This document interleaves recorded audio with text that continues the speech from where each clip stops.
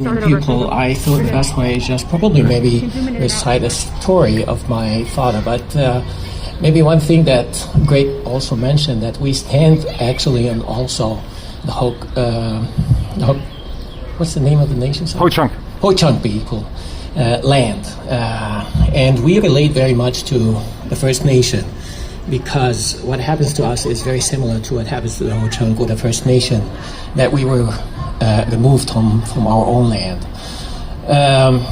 I also would like to probably go back with you to the 74 years ago during the Nakba, and this is when my father was 18 years old from the city of Jaffa. We call it the Arabic Jaffa, and he was 18 years old, and he was at that time other than attending school, but also working with, because he knew English, so he was working with the English colonizer at the post office, that his father, my grandfather, have secured this job.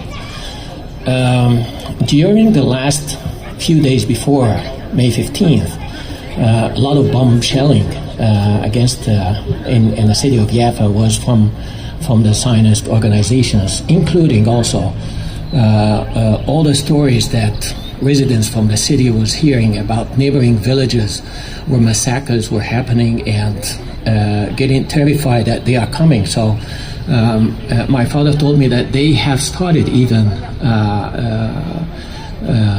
warplane through leaflets warning the residents of Jaffa, if they don't leave, they will experience the same what happens to them, to these villages, neighboring villages, from massacre, from destroying the villages.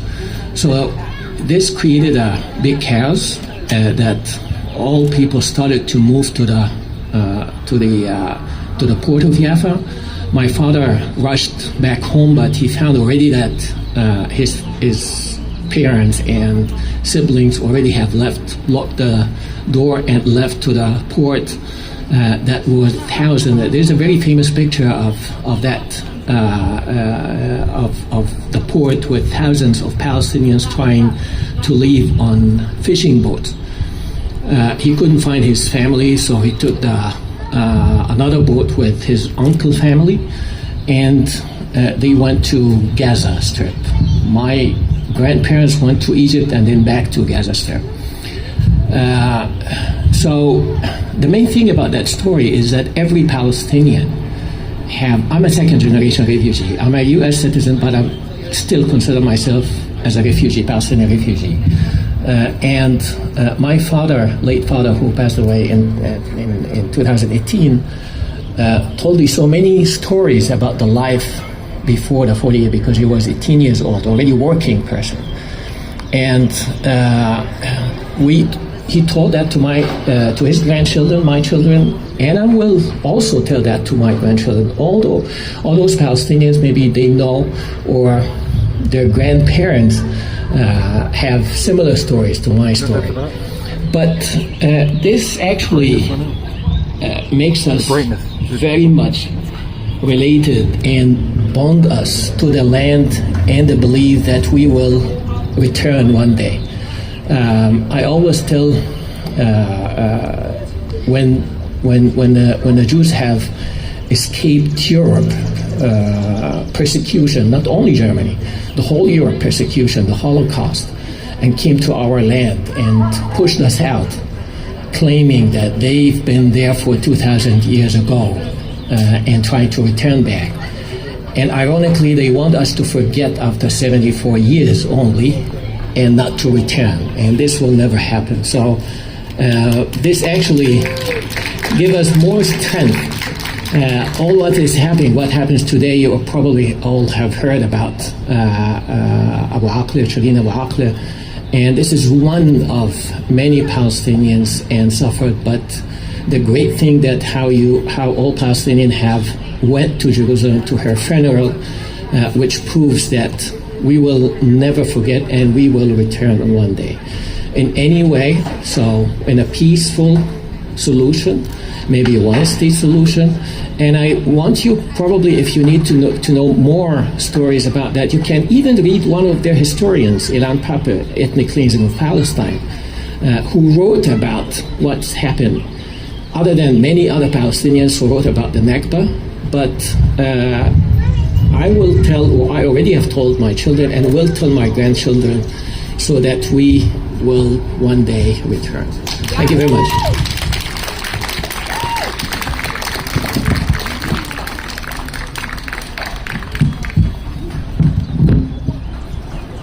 Thank you, Samir, for that very powerful speech. Our next speaker is Larry Orr of Veterans for Peace.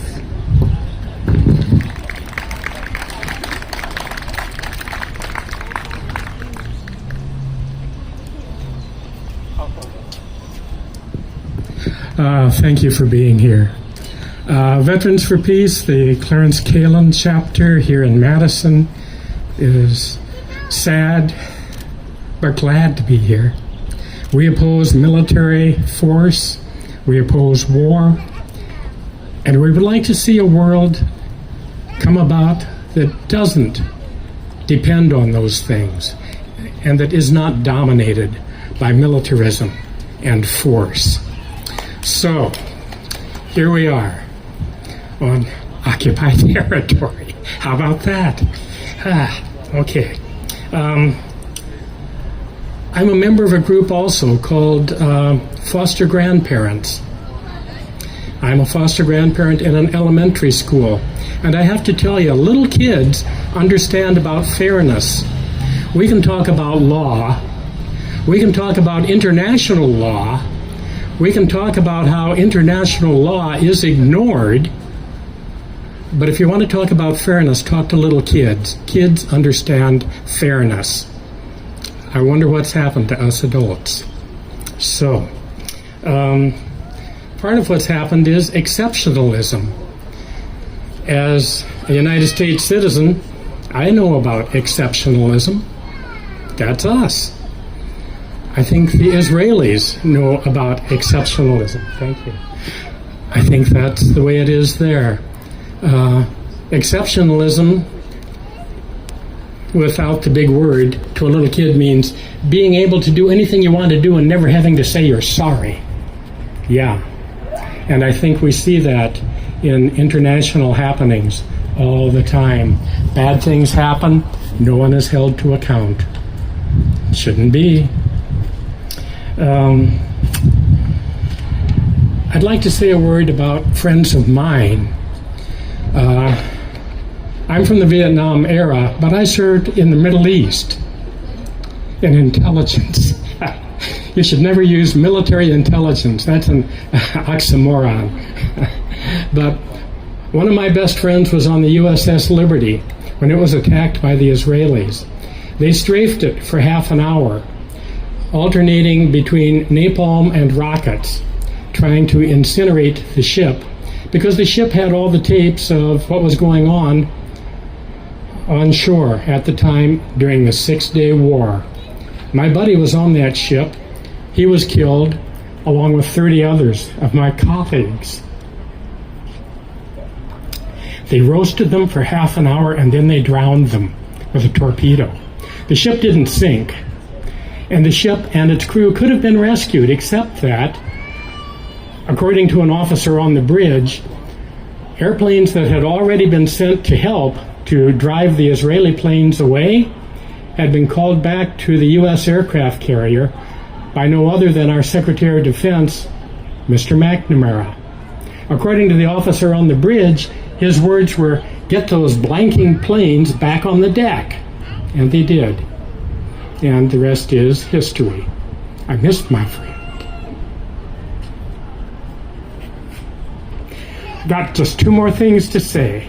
One is that when I was living in Germany, I saw tapes of Israeli soldiers breaking the arms of young men, their prisoners, who had been throwing rocks at them. That was a bad moment.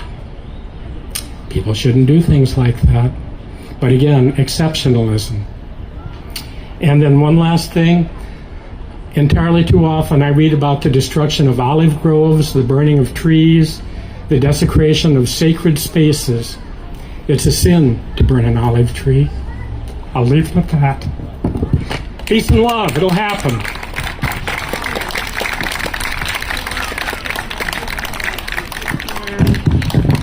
Let's have one more moment of silence for those Americans killed by Israel on the USS Liberty.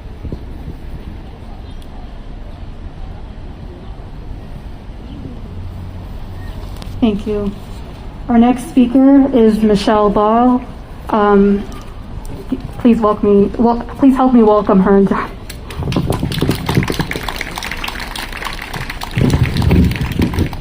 Great. Thank you, and thank you for being here.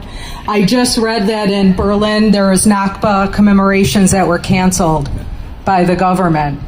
And at the same time I read that in London yesterday, over 10,000 people showed up for a protest about the complete murder of the Palestinian American journalist, Shireen Abu Akleh.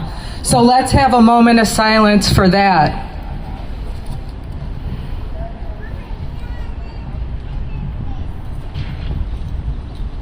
Since 1948, the Israeli regime and their officials have virtually never been held accountable for their flagrant rule of law against the Palestinian people.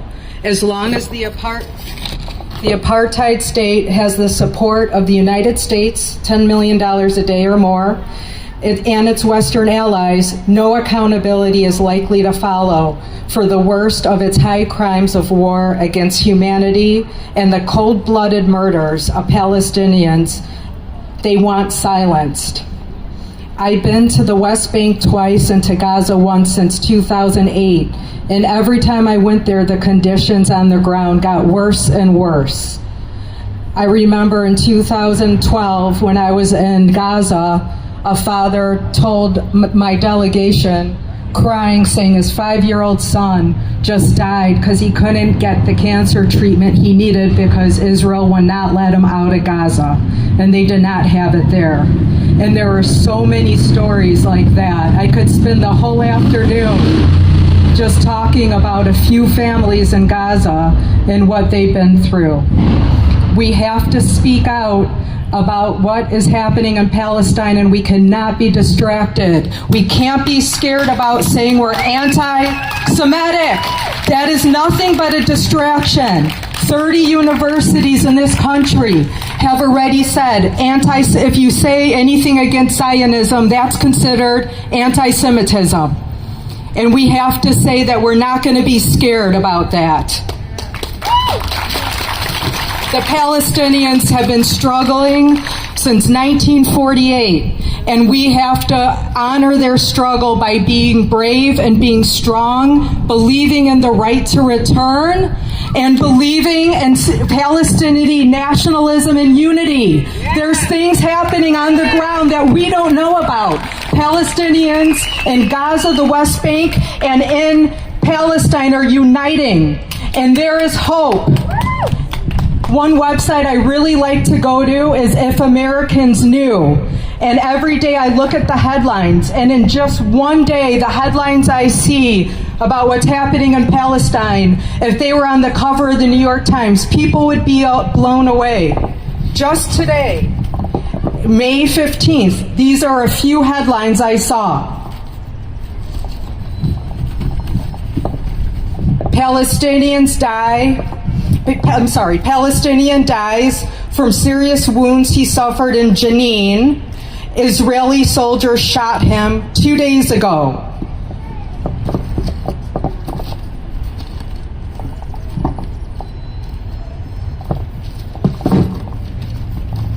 Army abducts 3 Palestinians in Ramallah and Jenin. Israeli soldiers attack a Palestinian family in Bethlehem.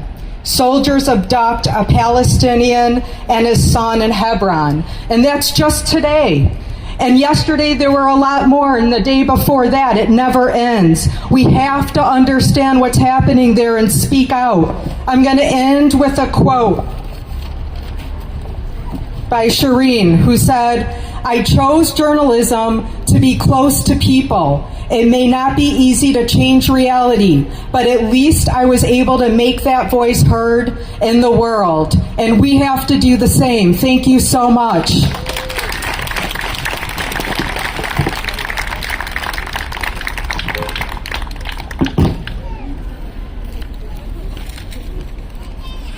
Thank you so much, Michelle, for that extremely powerful speech.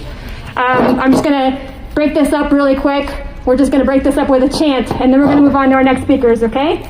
I think you guys know this one. From the river to the sea, Palestine will be free. Ready? From the river to the sea, Palestine will be free. From the river to the sea, Palestine will be free. From the river to the sea, Palestine will be free. Thank you. Thank you, Ashley. Please help me, or please welcome Frank Emspak, who's a journalist and a member of Jewish Voice for Peace.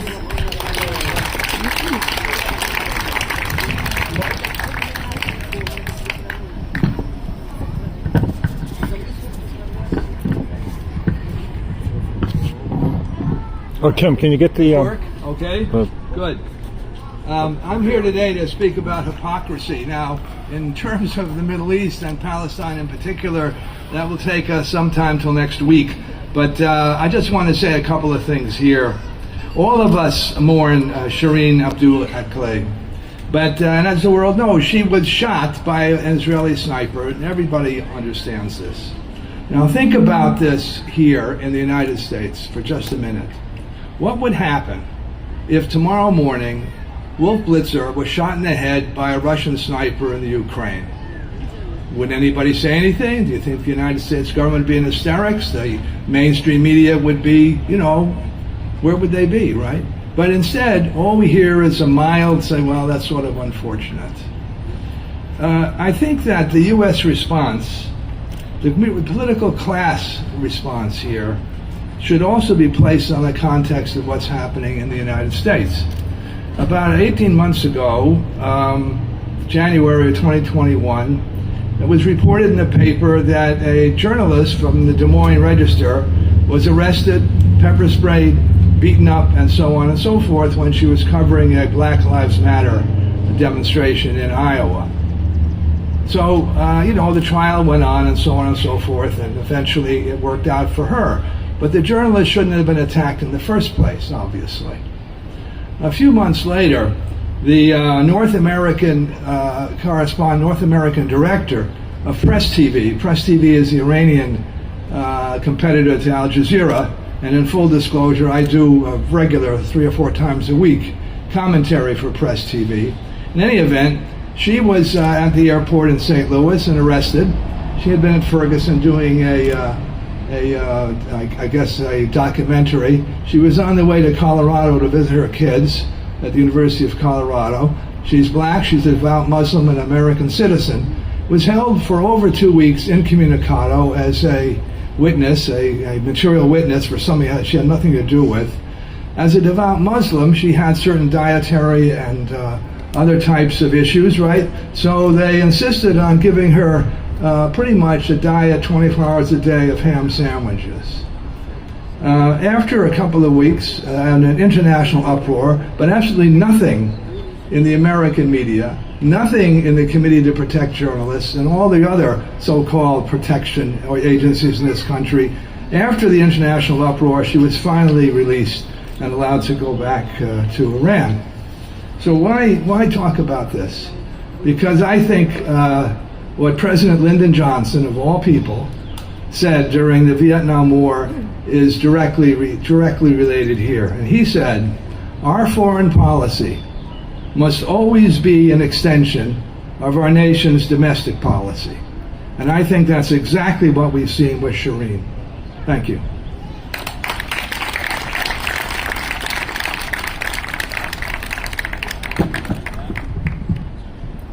Thank you, Frank. Please welcome our next speaker, Dayna Long from Democratic Socialists of America.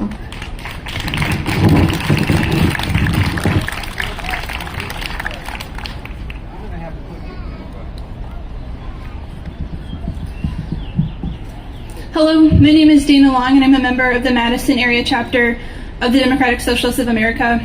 And I'm here to say on behalf of my chapter and my comrades that we stand with Palestine and we stand in awe of Palestinian resistance to settler colonialism and genocide these past 74 years.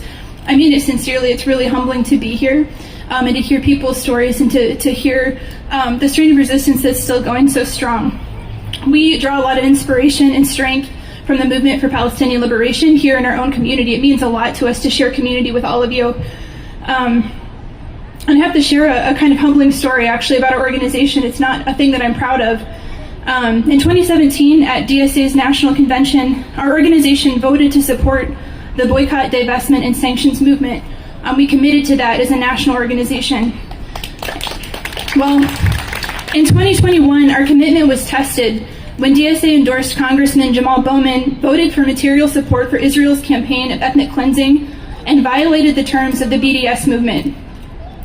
When it became clear to our chapter that DSA's national leadership intended to ignore this flagrant disregard for our adopted positions, again, this is an organization of tens of thousands, and we came together and committed to BDS. And this DSA endorsed congressman, decided to violate the agreement that all of us made together. When we saw that our national leadership was willing to let that slide, our chapter made the decision to issue a public call to expel Jamal Bowman from our organization. We did not want to share our organization with somebody who treated Palestinian liberation as a trivial issue. While we received significant pushback at first, dozens of other DSA chapters quickly followed, issuing their own statements calling for the expulsion of Jamal Bowman, calling for Bowman to be disciplined. Our national leadership tried to quash this outcry, providing us with limp assurances that they were working with Bowman behind the scenes. But for us, this behind-the-scenes maneuvering was not good enough. Throughout this conflict, we've been motivated by our involvement with the Palestinian activists in our community, by groups like Madison for Palestine, Students for Justice in Palestine, and the Madison-Rafah Sister City Project. Your work in our community reverberates in our chapter. It means something to us. This is not a trivial commitment. It's important to us that the organizers we work with here in Madison know that we are not merely fair weather friends. Madison area DSA will not succumb to the idea that there is any progress to be made by ignoring Israel's violence or the plight of the Palestinian people. Palestinian lives are not a bargaining chip for U.S. progressives to cash in exchange for other reforms. And as a chapter, we will continue to hold that line, even when it means fighting our own organization's leadership. We will persist in our struggle within our own organization. We're proud to stand with all of you today. We're here to commemorate so many years of fierce resistance in the face of catastrophe, and we'll continue to stand with you until Palestine is free.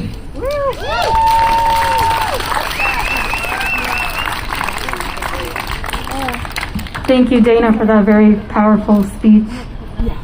Please welcome Ashley of Madison for Palestine and the U.S. Palestinian Community Network.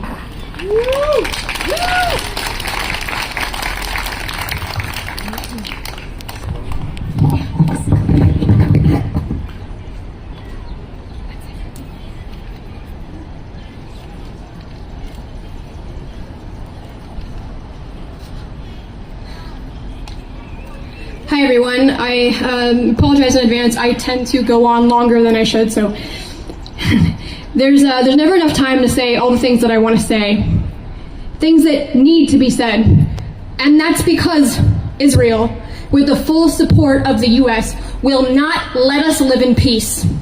We said we want peace, and Israel heard pieces. If you think I'm exaggerating, then explain why since the first Intifada in 1987, there have been 1,700 Israelis killed, while we simultaneously lost at least 11,845 Palestinians, and that's just according to the UN. That's almost a 7-to-1 ratio. By some courts, the ratio of deaths is actually, by some counts, the ratio of deaths is actually 10-to-1 or higher. Israel, put plainly, does not want Palestinians to exist. If you think I'm exaggerating, then explain why the Israeli Prime Minister in November of 2000 said, If we thought that instead of 200 Palestinian fatalities, 2,000 dead would put an end to fighting at a stroke, we would use much more force. Or why in 1948, Ben-Gurion, Israel's first prime minister, said we must use terror, assassination, intimidation, land confiscation, and the cutting of all social services to rid the Galilee of its Arab population. And in 1938 said, let us not ignore the truth among ourselves. Politically, we are the aggressors, and they defend themselves. The country is theirs because they inhabit it, whereas we want to come here and settle down, and in their view, we want to take their country away from them. Or why the chairman of a Tel Aviv mayoral election committee said, we have to kill all the Palestinians unless they are resigned to live here as slaves.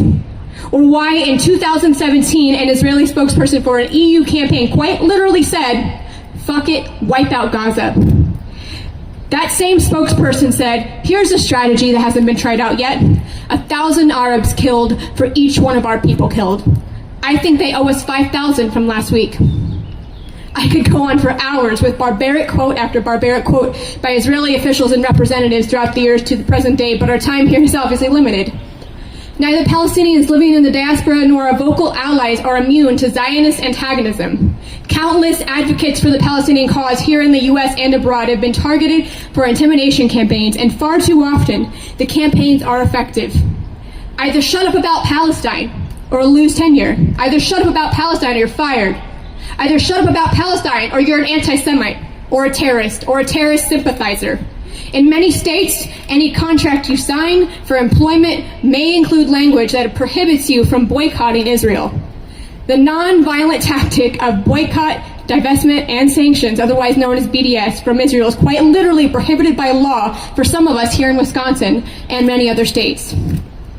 One time, me and a friend stood on a pedestrian bridge here in Madison last summer with a Free Palestine banner, and a man walking on the bridge with aggressive body language started filming us and shouting something to us in Hebrew as he walked past and continued to film. Students, especially students in student groups like SJP, are constantly targeted and monitored by Zionist groups on campus, not just here but everywhere. I've joined the students here a few times at their events and witnessed firsthand that they can be aggressively harassed and intimidated and no one says a word about it. In fact, a few months ago, the students, who are primarily young women, held a demonstration in front of Hillel protesting the birthright program, which, if you don't know what that is, it's more complicated, takes students free of charge to Israel and presents only one very, very distorted side of what is happening.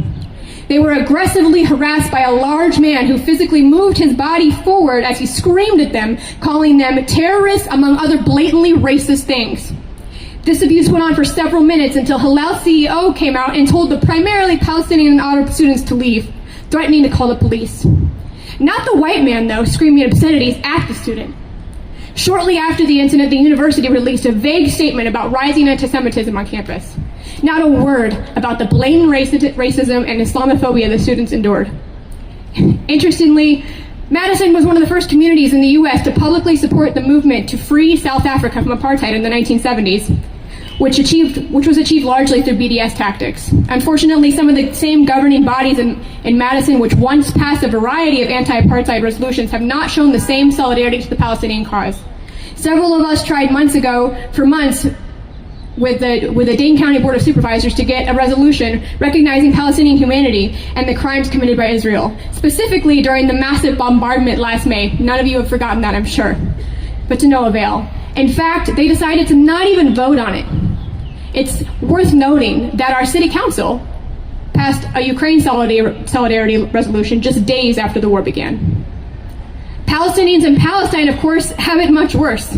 And to be clear, the only conflict happening in Palestine is the terror thrust upon Palestinians every single day by the illegal military occupation and settler violence. The conflict is, which road should I take to school or to work to avoid being needlessly stopped and harassed at military checkpoints? The conflict is, how do I calm my children who are terrified from the sounds of the surrounding bombardments? The conflict is, do I sit silently and allow my oppressors to subjugate me, me and my family through humiliation, starvation, false imprisonments, through terrorizing my children, through random night raids and unprovoked attacks by the military and their settlers, through orders to demolish my own home to make way for said settlers? Or do I fight back? The conflict is, how do I avoid being murdered today? It isn't a conflict when your oppressor has the full backing, billions and billions of dollars every year of the most powerful country in the world. We're sitting in it. When you have no military of your own or aid to ensure that as a country you have a right to defend yourself or for security purposes. Does that sound familiar? What is happening to Palestinians is apartheid, but it is also systematic, incremental genocide. So why is it that Palestine has been illegally occupied since before most of us were born, and no one is demanding that we send billions upon billions of dollars in aid and weapons to Palestinians in Palestine to defend themselves from what the UN itself has called an illegal occupation? Why do the social media gods not offer those little I support flags for Palestine for our profile pictures? I see lots of blue and yellow around town lately, but I've never seen the red and green. Why are Palestinians less deserving of our sympathy than say the countries where if their blonde-haired, blue-eyed citizens are murdered, the world collectively gasps at the idea that civilized countries would ever have to endure the strife that primarily black and brown countries are subjected to every day? Israel attacks Muslims and Christians alike, as long as they're Palestinian. But some would like to keep us distracted by deflecting with arguments of religious extremism or radical political ideology, when it is absolutely unequivocally about stolen land, and it always has been. It's about territory. In what Israel calls its Global Language Dictionary, which is effectively nothing more than a pro-Israel propaganda training manual intended to provide strategic recommendations and guidance to all the advocates for Israel, readers are specifically directed to steer their clearly bad faith, agenda-laden discussions to convincing others that the fight is over ideology, not land, terror, not territory, it says. That's a direct quote. In fact, this so-called Global Language Dictionary directly recognizes the need to refer to ideology over religion to avoid looking like hypocrites when Zionists lay claim to the land for their own religious reasons. You can look this up yourselves if you'd like, page 26 in the 2009 version of the Global Language Dictionary. But I encourage you all to review the whole thing when you can, to be able to spot propaganda when you see or hear it. To that end, it's worth noting that the largest Zionist organization in the U.S. is a group called Christians United for Israel. Let me get 1 second.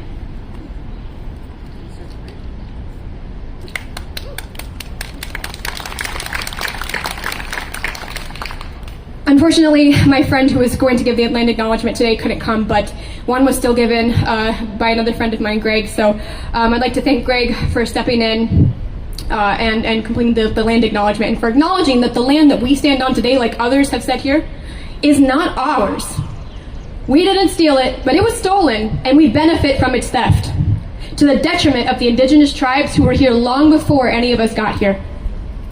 And we must work to actively recognize this fact as often as possible, and we must work to fight for our indigenous friends and neighbors, because of course, I'll offer the same advice to you in standing with all of the oppressed, here and everywhere.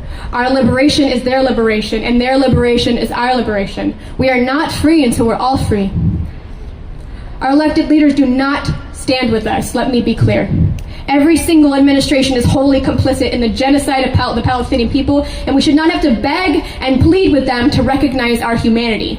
Instead, we must work to expose their hypocrisy, and we must collectively draw a line in the sand where we decide that Palestinian humanity is, too, worth fighting for, and that we will absolutely, unequivocally refuse to lend our support to any candidate who refuses to offer anything more than meaningless platitudes. We must work together to apply the tactics of the boycott, divest, and sanction movement to minimize Israel's power to brutalize Palestinians. If we don't take real risks, we'll never have real results. Sometimes that means risking your job, your relationships, if it comes down to it. And I know that's asking a lot. I know it's scary. I have risked my own job, and relationships to do the same thing. And I have lost some of these things, okay? But until you start doing the right, but often very unpopular things, the people you claim to fight for will never ever be free. We cannot be afraid to go on the offensive and directly call out the dehumanization tactics strategically used against Palestinians and even allies. Zionists have us on the defensive all the time, trying to explain, for example, that our comments recognizing Palestinian humanity, like Free Palestine, for instance, are not, in fact, anti-Semitism. It's an institutionalized version of gaslighting because it is, in fact, the blood of Palestinians that is painting red the streets of every city, village, and refugee camp in Palestine. It is Palestinians who are systematically targeted, extrajudicially imprisoned, and brutalized. The entire world knows it. Only a handful of countries refuse to recognize this fact, and the U.S. is one of them. Let me be clear, I'm not going to apologize for my words today. Nor will I soften or whitewash them to keep the Zionists off my back.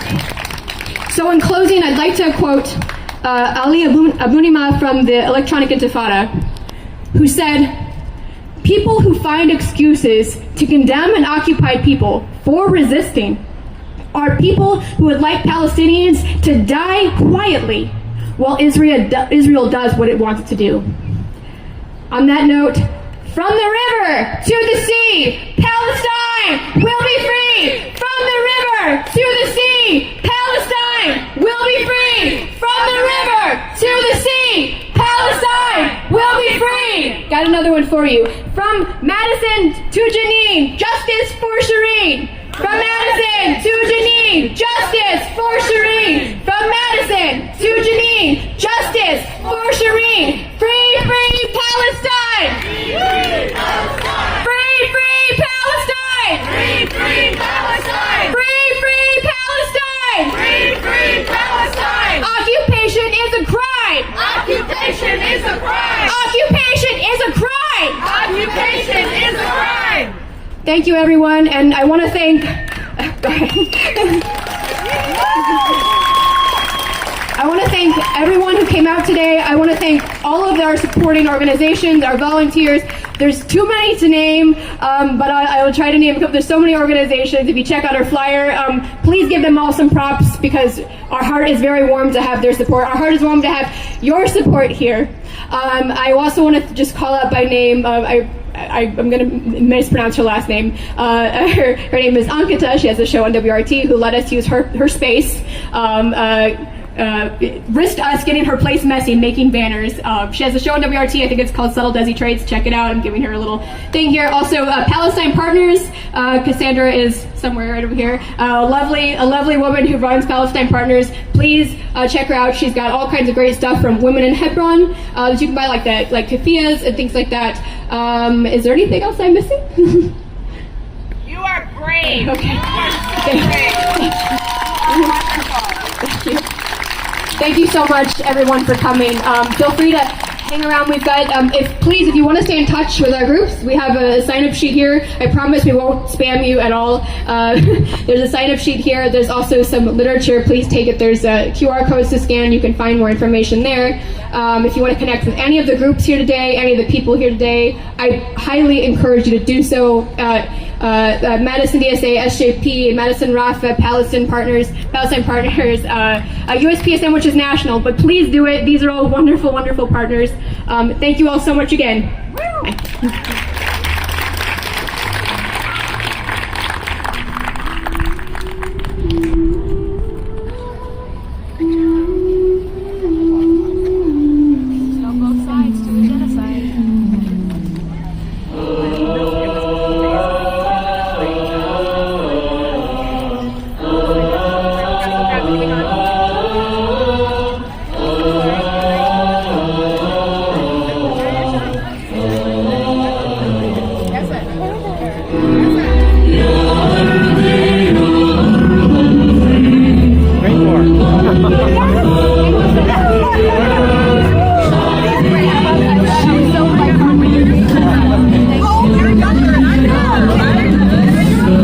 So good. Thank you. Thank you. No, I couldn't look. Now,